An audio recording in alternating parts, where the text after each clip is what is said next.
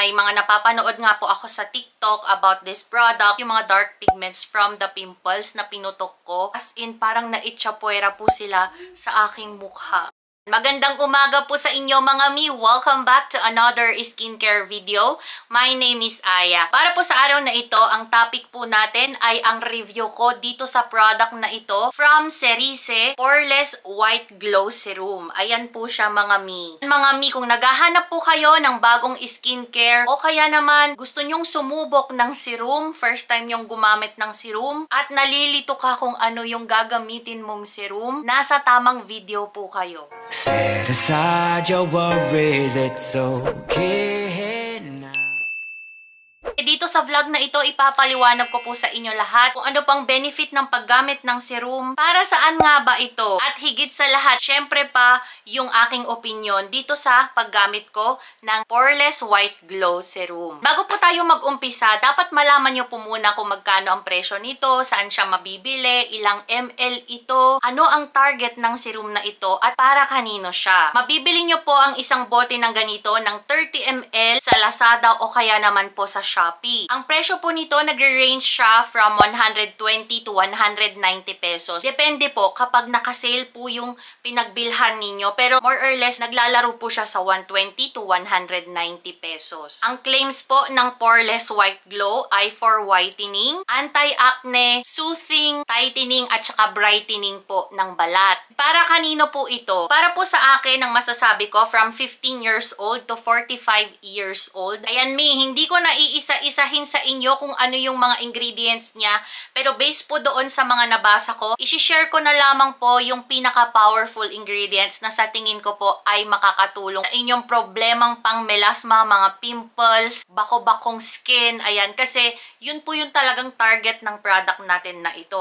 So, unang-una, meron po itong niacinamide. Tutulungan niya po yung balat ninyo na magkaroon po kayo ng brighter at saka clearer na skin. Ma-minimize po yung mga pores ninyo kung may malalaki po kayo at saka obvious na pores. Isasara niya po yan. Nagbe-minimize din po ito ng mga wrinkles at saka mga fine lines. Kaya din naman masasabi ko na perfect po siya sa mga kaedadan ko dahil at the age of 25 years old, humihina na po yung collagen po natin sa balat. So, dito na po tayo nag-start na magkaroon po talaga ng mga wrinkles. Kaya din naman importante pong gumamit ng mga serum para po mapigilan po ang mabilisang pagtanda po natin. Meron din po itong kasamang allantoin. Isa din po ito sa mga pinaka-powerful na tingin ko na ingredients ng product natin na ito. Dahil ang allantoin po ay nakakatulong para mabalance po yung hydration ng ating skin. Tapos, magkaroon po tayo ng smoother na skin at hindi po ito maging mabako-bako. Nakakapag-heal din po ito ng mga butlig-butlig kapag kayo po ay nilalabasan ng mga rashes sa mukha.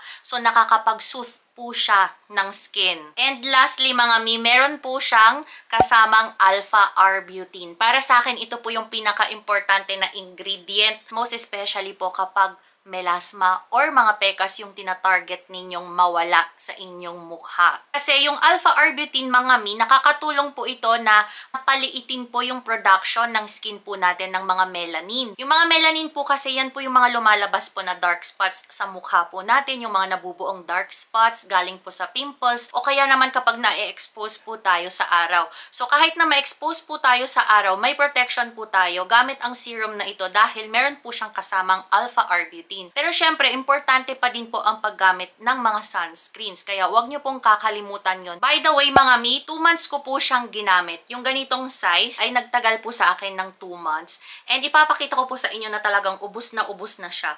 Ayan po mga mi. So sabi ko sa sarili ko, and nag-promise din ako sa inyo dati na papatagalin ko na po yung pagkakaroon ko ng product trial. Hindi lang 5 days or 7 days. Kailangan mas higit na para naman po fair ba. Decide akong bumili ng ganito dahil may mga napapanood nga po ako sa TikTok about this product. Sakto nung time na yon, ang dami ko pong mga pimples sa bandang chin ng aking mukha.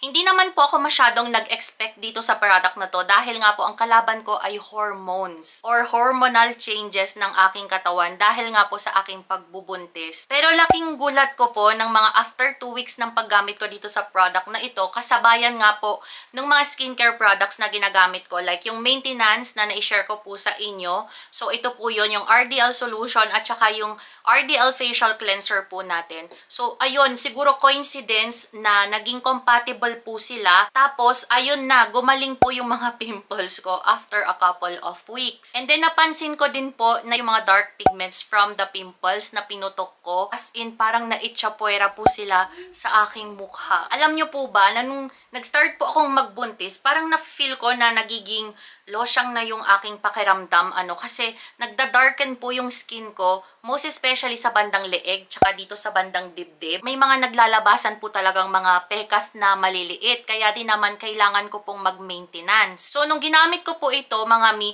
na-notice ko po na unti-unti ako nagkakaroon ng brightening, especially dun sa area dito ng aking face, kasi dito po ako natatamaan din talaga ng mga pekas na maliliit, at saka dyan ko din po talaga napapansin na lumulutang po yung mga maliliit na freckles ko. So, para bang nagiging mestiza look ka kapag gumagamit ka ng ganito, plus yung mga skincare products, of course, na ginagamit mo din. So, syempre, hindi ko naman po maibibigay sa kanya yung full benefit or yung full acknowledge ba, dahil hindi lang naman po kasi siya yung ginagamit kong skincare product. In fairness, mga mi, manonotice nyo po yung quality ng product kapag nag-absorb po siya ng sobrang bilis sa inyong balat, masasabi mo talaga na maganda yung product na ginagamit mo. May mga ibang products po kasi, mga mi, pansinin nyo po yun, na kapag i-apply nyo po sa balat, parang ang hirap-hirap pong absorbin ng balat po natin. In fairness, dito sa product na ito, Mamshi, ang bilis niya pong mag-absorb, at saka mas kuminis po yung face ko lately. So, bali, ginagamit ko po ito